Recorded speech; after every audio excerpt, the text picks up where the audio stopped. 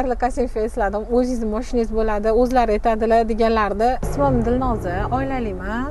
4 nafar farzandim bor. Oila qurganimga 18 yil bo'lyapti.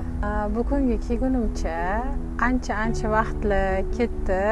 Oldin hol yurdim.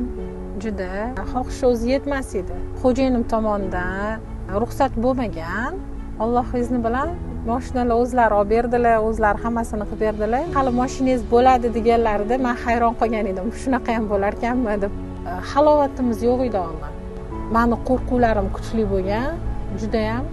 O'zlari vajdeniyaga chiqdilar. Men buni hayron qoldim. Birinchi shu ustozda Xayrli Kasimova esladim. O'zingizni mashinangiz bo'ladi, o'zlari aytadilar deganlarida men ishonmagandim. Xayrli Kasimova aldamaganlariga, rosti kasb bo'lganiga shunaqa xursand bo'laman. Lecheni olishimizdan oldin bizda xuddi meni ko'rmayotgandek his qilardim.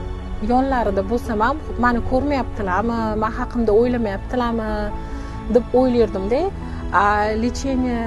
Lecheniya olganlaridan keyin bu tubdan o'zgarishni boshladi. Bir-birimiz bilan maslahatlashadigan bo'ldik. Dialoglarimiz ko'paydi, oilamizga iliqlik kirib keldi. O'zidan o'zi uchrashuvlar, har xil gullar, podarkalar, tillalar mana shunaqada ko'payishni boshladi.